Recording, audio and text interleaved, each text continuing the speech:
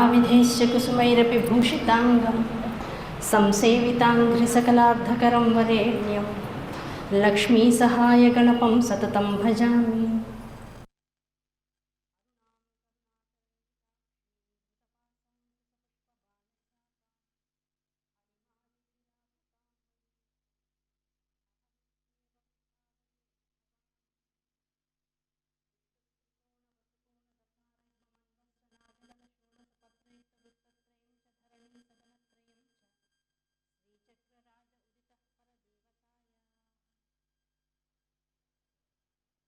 गुरुर्ब्रह्मा गुरुर्विष्णु गुरुर्देवो महेश्वरः गुरुः साक्षात् परब्रह्म तस्मै श्रीगुरवे नमः। सदाशिवसमारम्भां व्यासशङ्करमध्यमाम् अस्मदाचार्यपर्यन्तां वन्दे गुरुपरम्पराम्। श्रीमात्रे नमः। श्रीगुरुभ्यो नमः। సభాయే నమః. శివపురాణాంతర్గతంగా ఉన్నటువంటి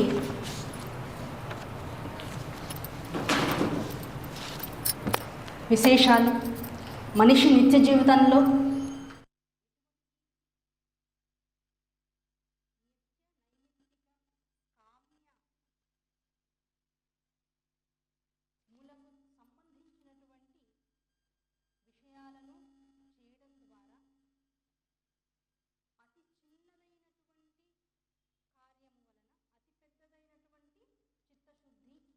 నెమ్మదిగా ఇంకా పరిణతి చెందినటువంటి భాషలో ఆత్మజ్ఞానం అని చెప్పబడుతూ ఉంటుంది.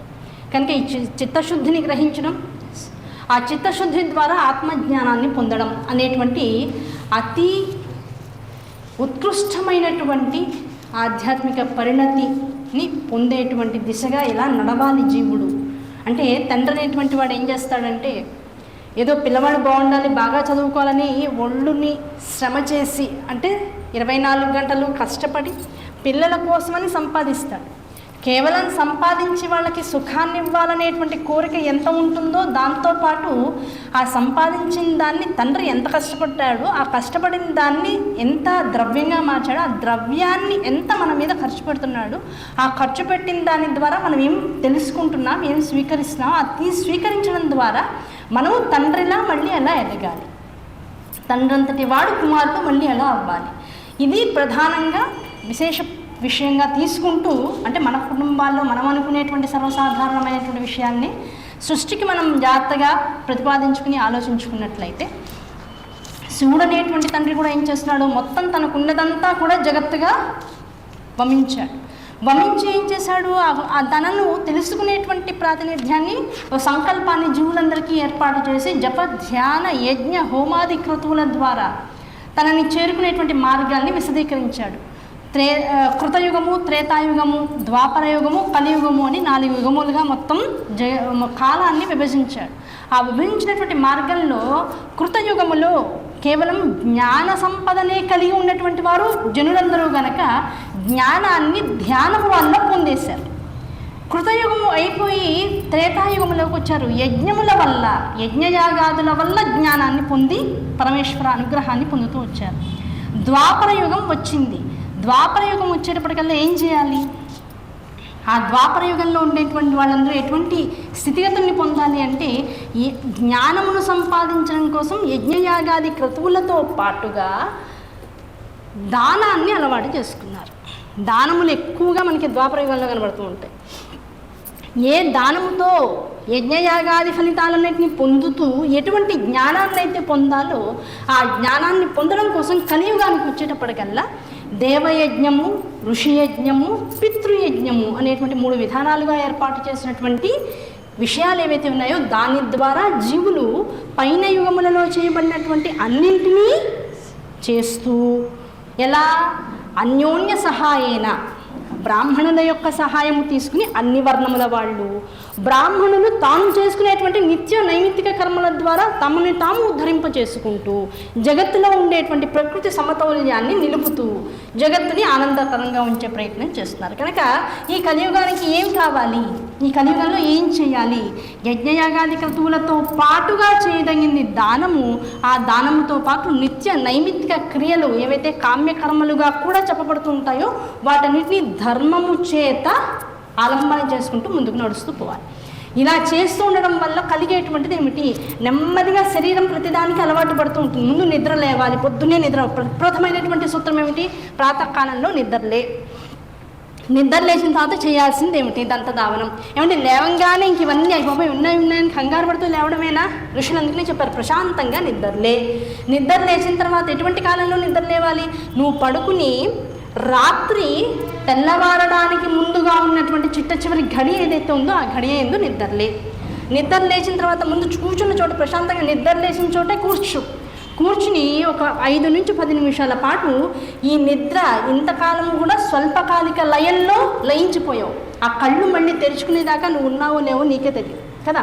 అలా మళ్ళీ ఒక అవకాశం ఇచ్చి నీకు నిద్ర మెలుగు వచ్చేలా చేసి నీ పంచేంద్రియాలు జగత్తులోకి అన్వయించబడి దాని ద్వారా మొత్తం జగత్తుని గ్రహించగలిగేటువంటి శక్తిని తిరిగి పొందినందుకు ముందు పరమేశ్వరుడికి ధన్యవాదాలు చెప్పు. అంటే పరమేశ్వర ధ్యానం కాసేపు చేయి, ప్రశాంతమైనటువంటి చిత్తంతో చేయి. ఎటువంటి కోరికలు అయ్యా లేపావు చాలు, మళ్ళీ ఇంకో 24 గంటలు నా జీవితం ఖాతాలో వేసావు, దానికి నీకు ధన్యవాదాలు అయ్యా అని ప్రశాంతంగా కూర్చుని నమస్కరించుకున్న తర్వాత ఏం చేయి? దంతధావనం చేయి. ప్రతిదానికి రూల్ చెప్పారు. శివపురాణం అంటే ఏదో శివుణ్ణి కూర్చున్నటువంటి విషయాలు మాత్రమే చెబుతూ, శివకథలను మాత్రమే చెప్తూ, ఆ శివకథల ద్వారా శివ చైతన్యాన్ని వృద్ధి చేయడం ఎంత అవసరమో, ఆ శివ చైతన్యం అనేటువంటిది జీవుడిలో ఉండేటువంటి అంతర్గతమైనటువంటి చైతన్య స్వరూపమే.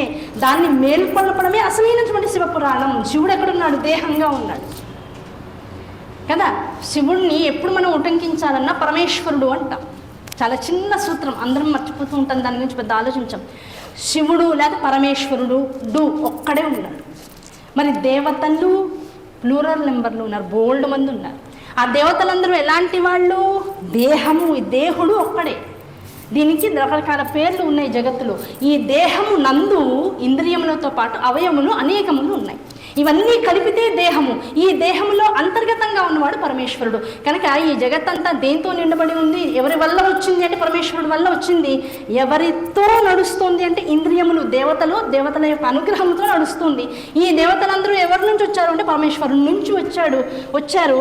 ఆ పరమేశ్వరుడు నుంచి వచ్చినటువంటి దేవతల ద్వారా ఏ జగత్ అయితే ముందుకు నడిపింపబడుతుందో ఆ దేవతలందరికీ కూడా కృతజ్ఞతలు చెప్పేటువంటి భారము, బాధ్యత జగత్తులో ఉన్నటువంటి జీవులందరి మీద ఉన్నటువంటిది. అటువంటి ఉద్దేశముతో పొద్దున నువ్వు లేచినప్పటి నుంచి సాయంకాలం పడుకునేదాకా నువ్వు ఎటువంటి విషయాలను గ్రహించి ఎలాంటి విధి విధానాలతో నువ్వు చేసేటువంటి 24 గంటల కార్యాన్ని చర్యలను కూడా చేస్తూ పోవాలో, భగవద్ అనుగ్రహంతో వచ్చినటువంటి జీవితాన్ని భగవత్ కైంకర్యంగా మార్చి ఎలాగైతే భగవంతుడికి నివేదించాలో చెప్పేటువంటిదే శివపురాణం. కనుక ఈ శివపురాణంలో ఈ 2వ రోజు ప్రవచనంలో కూడా చెప్పుకునేటువంటిది ఏమిటి?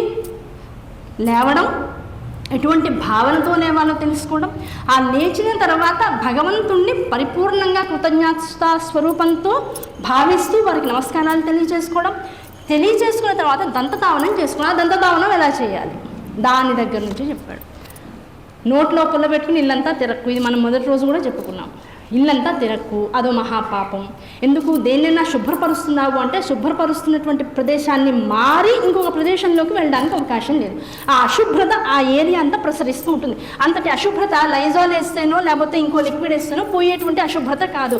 జన్మ పర్యంతము ఈ నడక ద్వారా చేసినటువంటి పాపాన్ని సువర్ణదానం చేసి మాత్రమే తీసుకోగలవు. అటువంటి ఐశ్వర్యం నీకు లభించాలంటే పాపం వల్ల ఐశ్వర్యం లభించదు, పుణ్యకార్యముల వల్లనే ఐశ్వర్యం లభిస్తుంది. అటువంటి ఐశ్వర్యాన్ని సంపాదించిన మనిషి ఒక గుణం అయితే దాన్ని దానం చేసే గుణం చాలా తక్కువ మందికి ఉంటుంది. కనుక అటువంటి దాన గుణం నీలో లోపించిన ఐశ్వర్యం నువ్వు చేసినటువంటి పాపాల ద్వారా నీకు లభించకపోయినా ఇటువంటి సువర్ణధారాన్ని నువ్వు చేయలేవు. కనుక పునరపి జననం పునరపి మరణంగా ఈ జగత్తులో పుట్టిపోతూ ఉంటావు అంతే.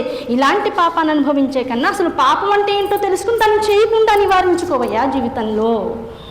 పాపం చేసి దాన్ని ఎలా బాగు చేసుకోవాలని ఎందుకు ఆలోచిస్తావు? అసలు ఏం చేయకూడదో తెలుసుకుంటే, అది చేయకుండా ఉంటే సగం పుణ్యమేగా.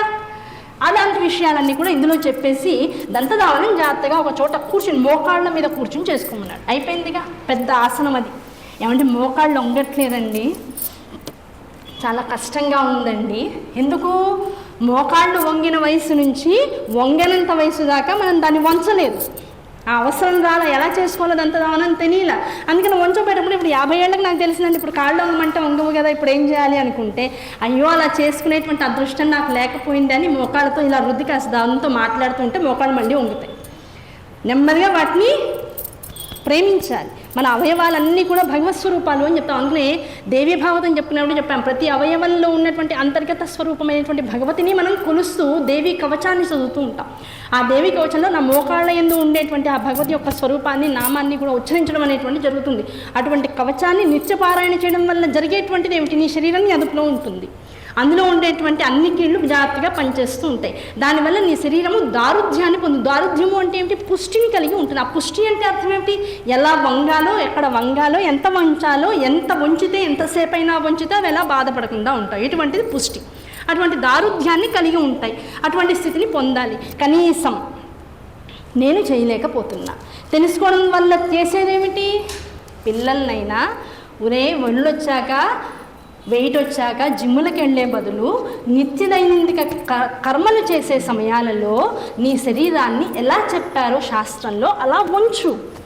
మోకాళ్ళ మీద కూర్చుని దంతావనం చేసుకోవడం, అవునా కదా? మూత్ర పీయూషముని అటువంటి స్థితిలోనే బయటకి ప్రపంచంలోకి వదలడం, అలాగే కూర్చుని స్నానం చేయడం, ఇలాంటివన్నీ కూడా విధి విధానాలుగా తెలుపుతూ వచ్చారు. ఆ స్నానం చేసే సమయంలో ఏం చెప్పారు? ఎడాపెడా చేసేకయ్యా స్నానం. గబగబా అమ్మయ్య టైం అయిపోయింది, అయ్యో కుక్కర్ పడేయాలి, లేకపోతే పూజ చేసేయాలి, అయిపోయింది అనుకుంటూ చేయకు. ప్రతిదానికి సమయాన్ని కేటాయించుకుంటూ పో. సంకల్పపూర్వకంగా ఇదే గంగ, ఇదే యమున, గంగే యమునే చైవ గోదావరి సరస్వతి నర్మదే సింధు కావేరి జలస్మిన్ సన్నిధిం కురు. నేను పోసినటువంటి ఈ బకెట్లో నీళ్ళే గంగ స్వరూపంలో వచ్చి సప్తగంగలుగా మారి నా శరీరాన్ని శుద్ధి చేస్తుంది. నా మనస్సుని సూక్ష్మస్వరూపంగా ఉన్నటువంటి నా మనస్సుని సూక్ష్మ శుద్ధత్వాన్ని ఆపాదించి అది చెడు ఆలోచనలు చేయకుండా నన్ను సంస్కరిస్తూ ఉంటాయి ఈ నీళ్లు. ఈ నీటి ద్వారా నేను చేసేటువంటి స్నానం వలన శరీర తాపమే కాక మానసిక తాపములన్నీ కూడా తొలగిపోవాలనేటువంటి శుద్ధ సంకల్పంతో చక్కగా స్నానాన్ని చేయి. దాన్ని దేవతా స్నానము అంటాం. అటువంటి సంకల్పపూర్వక స్నానాన్ని చేసిన తర్వాత ఏం చేయాలి? ఈ శుద్ధి నొందినటువంటి శరీరానికి చక్కటి అలంకారం చేసుకో. అలంకారము చూపరులకు ఆనందాన్నో ఆహ్లాదాన్నో కలిగించేదిగా ఎంత ఉండాలో చేతులెత్తి నమస్కరించేదిగా ఉండాలి. అది ప్రప్రథమంగా అందరికీ ఉండవలసినటువంటి అలంకారం యొక్క ప్రాతిపదిక. నువ్వు అలంకారం ఎంతవరకు చేసుకోవాలి? నీకు నచ్చినట్లు చేసుకోవడం ఎంత అవసరమో. ఎవరైనా సరే నిన్ను చూసి అబ్బా చక్కగా ఉన్నారు అనుకోవాలి. అలా అనుకునేటంత అలా అలంకారం కనుక నువ్వు చేసుకున్నట్లయితే అసలు ఎక్కడా స్త్రీ వివక్ష కానీ స్త్రీపై దాడులు కానీ జరగవలసినటువంటి అవకాశం లేదు. పురుషుడు కనబడ్డాడు, చక్కటి అలంకారం ఉంది, అనవసరమైన వేషభాషలు లేవు, అనవసరమైన విధానాలు లేవు, చక్కగా త్రిపుండ్రాలు పెట్టుకున్నాడు, నామం పెట్టుకున్నాడు, ప్రశాంతంగా గంధంతో పైకి ఊర్ధ్వం పురం పెట్టుకున్నాడు, మధ్యలో కుంకం పెట్టుకున్నాడు, చక్కటి చొక్కా వేసుకున్నాడు, పంచ కట్టుకున్నాడు. అయ్యా పంచ అందరూ కట్టుకునేది పోనీ ప్యాంట్ వేసుకున్నాడు. ఎవరిని చూసినా అమ్మవారిలాగా నమస్కారం చేస్తున్నాడు. అలాంటి వాడితో ఎంత దూరం అయినా సరే ఒంటరిగా ప్రయాణించడానికి భయం లేదు. ప్రతి వాళ్ళని చూడగానే అమ్మా నమస్కారం చేస్తున్నారు. అటువంటి వ్యక్తులతో ఎటువంటి భయము లేదు జగత్తులో. ఈ భావనలు తొలగిపోయి మన అలంకారం వల్ల ఎదుటి మనుషుల యొక్క మనస్సు రకరకాల విషయాల వైపుకి ఎప్పుడైతే వెళుతున్నాయో భయము అనేటువంటిది ఏర్పడి దాక్కోవడం అనేటువంటిది అలవాటైపోతుంది. ప్రతి వాడిని అనుమానించడం అనేటువంటిది అలవాటు అవుతుంది. ప్రపంచమంతా శివస్వరూపం అని తెలుసుకున్నటువంటి వాళ్ళము ఆ శివస్వరూపంగా జగత్తుని చూడాలే తప్ప ఎదురుకుండా ఉన్నటువంటి శివస్వరూపాన్ని చూసి భయపడడం ఎందుకు? ఇదంతా మనం చేసుకున్నటువంటి తప్పులే. కనుక ఈ తప్పు నుంచి బయటికి రావాలంటే నీ అలంకారం ఎలా ఉండాలి? ఆహ్లాదాన్ని ఆనందాన్ని కలిగించాలి. దైవపూరకమైనటువంటి భావాన్ని ఎదుటి మనుషులు నీ అలంకారం అనేటువంటిది చొప్పించేలా ఉండాలి. అటువంటి అలంకారాన్ని చేసుకో. అమ్మవారు ఎలా ఉంటుందో అలా ఉండు నువ్వు కూడా. అప్పుడు ఏ మనిషికి నీ పట్ల వికారం కలగడానికి అవకాశం లేదు. అటువంటి స్థితిగతుల్ని పొందు. ఏమంటే దానికి వయసు ముఖ్యమా? ఇప్పుడే ఎందుకు 50 వచ్చాక ఎలాగో అలాగే ఉంటాంగా. ఆ 50 లోపలేగా జరిగే అర్థాలు మొత్తం అన్నీ జరుగుతున్నాయి. మరి దాని నుంచి బయటపడాలంటే మనిషి చూపు ఎక్కడ పడాలి? ఒక మనిషిని ఒక స్త్రీని చూడగానే దృష్టి అవయవాల వైపుకు వెళ్ళిందంటే మనం సరిగా లేవని అర్థం. ఉండాలి అంటే ఏం చేయాలి? దానికి తగ్గ అలంకారం చేసుకోవాలి. వస్త్రధారణ దానికి తగ్గట్లుగా చేసుకోవాలి. అలా చేసుకుంటే నడత భవిష్యత్తు బాగుంటుంది. మనం మన పిల్లలకి నేర్పించే విషయం కూడా అలాగే నేర్పించాలి. ఇన్ని కోట్లు సంపాదిస్తున్నాం కానీ సరైన వస్త్రధారణ అనేటువంటిది పిల్లలకు కూడా చెప్పలేకపోతున్నాం. అది ఎక్కడి నుంచి నేర్చుకోవాలి అంటే శివపురాణం నుంచి నేర్చుకోవాలి. ఏదో పెద్ద ఇబ్బంది వచ్చిన తర్వాత దాని నుంచి ఎలా బయటకు వచ్చేయాలి అని బాధపడడం కాకుండా ఇన్ని రకాల విషయాలు చెప్తూ వచ్చారు. దంతధావనం, శరీరాన్ని శుభ్రం చేసుకోవడం, ఆ తర్వాత ఆ వస్త్రధారణను చక్కగా అలంకరించుకోవడం, దాంతోపాటుగా విధి విధానాలన్నింటినీ ఏర్పాటు చేసుకుని నీ ఇంట్లో నువ్వు పెట్టుకున్నటువంటి దేవతార్చన మండపం ఎలా ఉందో ఆ మండపంలో చక్కగా కూర్చుని ముందు పూజాధికారులు నిర్వర్తించడంలో ఏం జరుగుతోంది? త్రిపుండ్రాలు పెట్టుకున్నావు, జాతిగా తిలక ధారణ చేసావు, అయ్యవారు ఎదురకుండా కూర్చున్నావు. సంస్కారములను బట్టి, కుల వర్ణ సంస్కారములను బట్టి సంధ్యావందనాది క్రతువులు చేసుకునేటువంటి అలవాటు ఉన్నటువంటి వాళ్ళైతే ముందు అవన్నీ చేసుకోవాలి. తప్పనిసరిగా చేసుకోవాల్సినటువంటి విధానాల్లో సంధ్యావందనం చేసుకోవాల్సిన వాళ్ళు ఎవరూ కూడా వదలడానికి అవకాశం లేదు. సంధ్యావందనంతో పాటుగా నిత్యాగ్నిహోత్రం చేసుకునే వాళ్ళు ఉన్నారు. ఈ రోజుల్లో తక్కువైపోయారు, కానీ ఉన్నారు. అటువంటి వారు కనపడితే, కనీసం మనం చేసుకోలేకపోయినా కనపడితే వారి కాళ్ళకి నమస్కారం చేసేటువంటి అభ్యాసం కలిగి ఉండాలి, అటువంటి సదాచారం కలిగి ఉండాలి. నిత్యాగ్నిహోత్ర వాజపేయులు కనపడట్లేదు. వాళ్ళు ఉన్నారు అంటే వాళ్ళు చేసుకునేటువంటి నిత్యాగ్నిహోత్రానికి, వాళ్ళు చేసుకునేటువంటి యజ్ఞయాగాది క్రతువులకి మనం కనీసం సాయం చేయగలగాలి. అటువంటి వారిని సత్కరించుకోగలగాలి, మర్యాదగా గౌరవంతో బ్రహ్మస్వరూపులుగా దర్శించగలిగేటువంటి స్థితిని పొంది ఉండాలి. కనుక అటువంటి కార్యక్రమం చేసుకునేటువంటి వారందరినీ బ్రహ్మస్వరూపులుగా నమస్కరిస్తూ పోవాలి. అటువంటి కార్యాన్ని చేసేటువంటి విధానంలోకి మన జీవితాన్ని కూడా, మన ఆచరణని, మన సదాచారాన్ని కూడా తీసుకురావాలి. ఏమంటే అటువంటి సంస్కారం లేనటువంటి వారైతే వీలైనంత దగ్గరలో ఉన్నటువంటి దేవాలయ సందర్శనం తప్పనిసరిగా రోజు చేయాలి. ఆ దేవాలయ సందర్శనంతో పాటు ఇంతకుముందు ప్రవచనంలో మనం చెప్పుకున్నాం, ఆదివారం నుంచి శనివారం దాకా ఎటువంటి దేవయజనాది కార్యక్రమాలు చేసుకోవాలి. అది అందరూ చేసుకోవచ్చు. అన్ని కుల వర్ణముల వాళ్ళు, అన్ని ఆశ్రమ ధర్మములలోనూ ఉన్నటువంటి వారు నిత్యము చేసుకోగలిగినటువంటి దేవయజనము అని చెప్పబడింది. ఆ దేవయజనము చేసుకుంటూ దాంతోపాటు నిత్య దేవాలయ సందర్శనం ఎవరైతే చేస్తారో, దేవాలయం అనగానే ఏముంటుంది? ఒక హోమగుండం ఉంటుంది.